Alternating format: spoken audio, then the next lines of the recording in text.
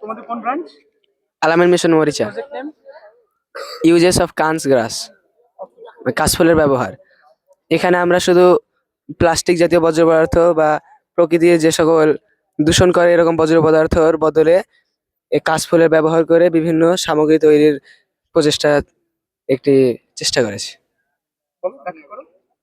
এখানে কাশফুল এবং এখানে কাশফুলের দ্বারা একটা বালিশ তৈরি করা হয়েছে। আর এখানে কাশফুল, এর ভিতরে কাশফুলের বালিশ আছে? হ্যাঁ, কাশফুল আছে এর মধ্যে।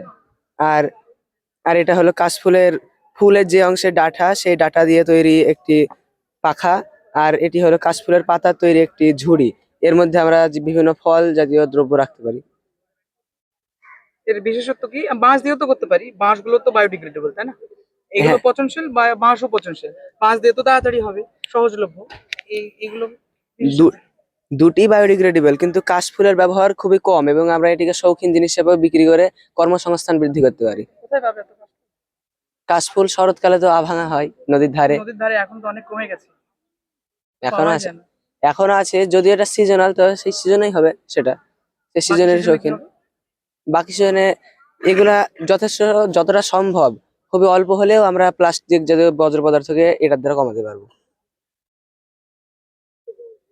তাহলে এইটার সাথে সম্পর্ক কি? এটাতে তো প্লাস্টিক আর না প্লাস্টিক, প্লাস্টিক মাথা দিয়ে ঘুমাই আমরা।